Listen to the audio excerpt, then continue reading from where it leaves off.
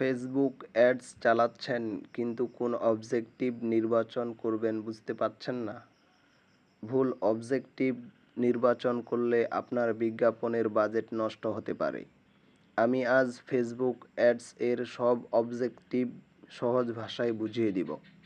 Objective কি?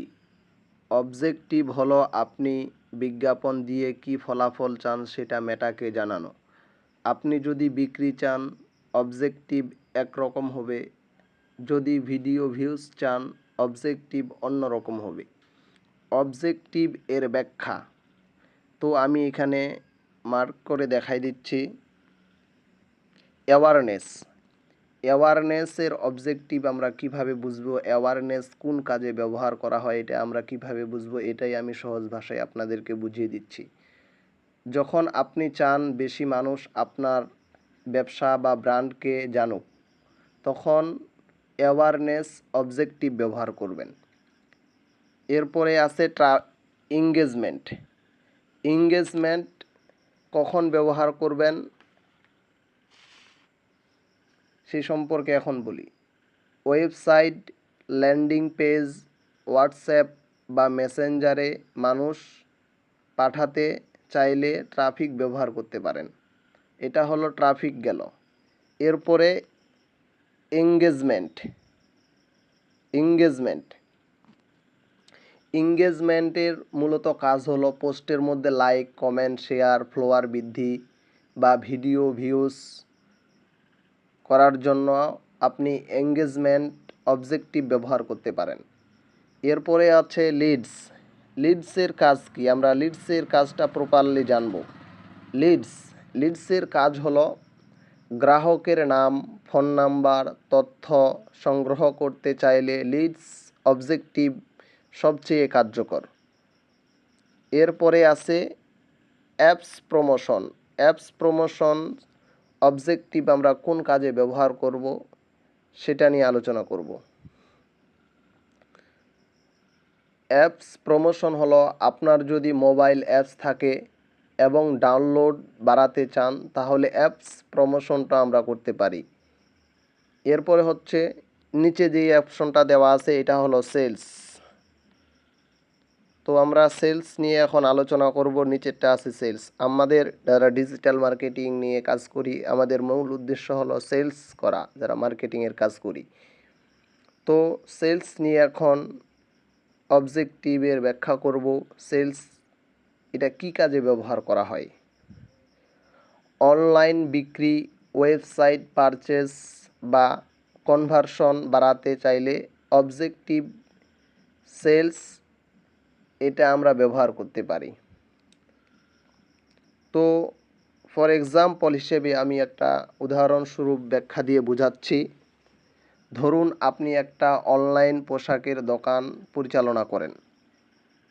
তাহলে brand পরিচিতির জন্য আপনি উপরের অ্যাওয়ারনেস ক্যাম্পেইনটা করতে পারেন।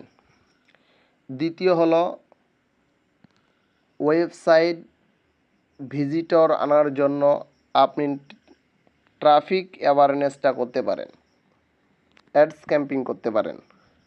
দ্বিতীয়ত ইনবক্সে মেসেজ করার জন্য আপনি এঙ্গেজমেন্ট এই অ্যাডসটা রান করতে পারেন। এবং মানুষের তথ্য সংগ্রহ করার জন্য আপনি লিডস ক্যাম্পেইনটা অ্যাড রান চালাতে পারেন।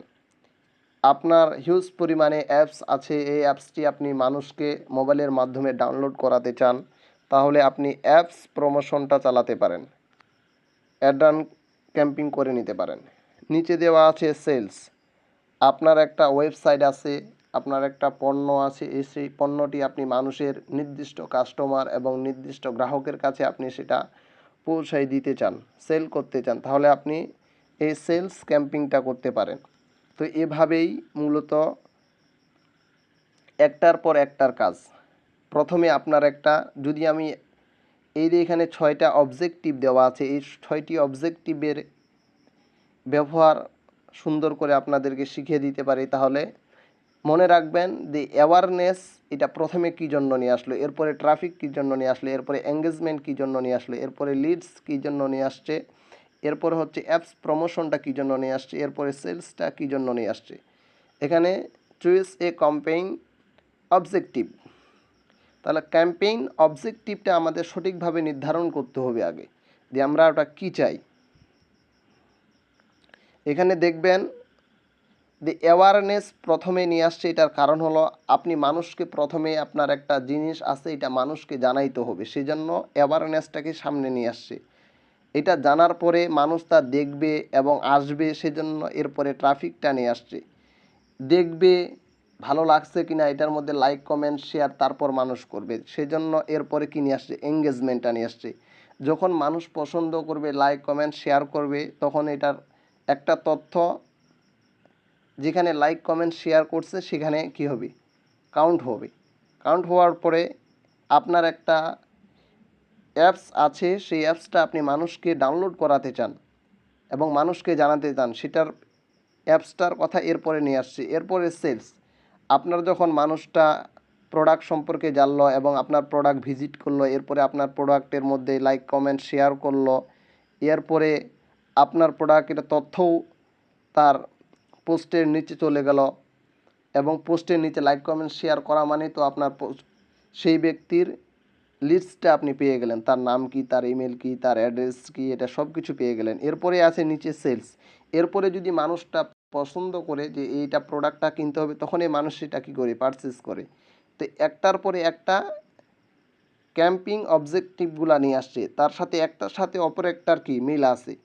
যদি আপনারা প্রপারলি অ্যাডস ক্যাম্পিংয়ের কাজ করতে চান, তাহলে এই awareness, traffics, engagement, leads, apps promotion এবং সেলস নিয়ে আপনাদের গভীরভাবে জ্ঞান থাকতে হবে। তাহলে আপনারা গ্রাহকের কাছে আপনার প্রোডাক্টটি আপনি নিয়ে যেতে পারবেন। তো এতদূর পর্যন্ত ভিডিও থাকলো, যারা দেখবেন এরপরে সুন্দরভাবে আরও আমি বুঝিয়ে দেওয়ার চেষ্টা করব। এর নেক্সট ভিডিও যেটা আসবে, সেই ভিডিওর মধ্যে অ্যাপস এবং অ্যাডস ক্যাম্পিং কীভাবে করতে হয় এই প্রপারলি ভিডিও নিয়ে আসবো।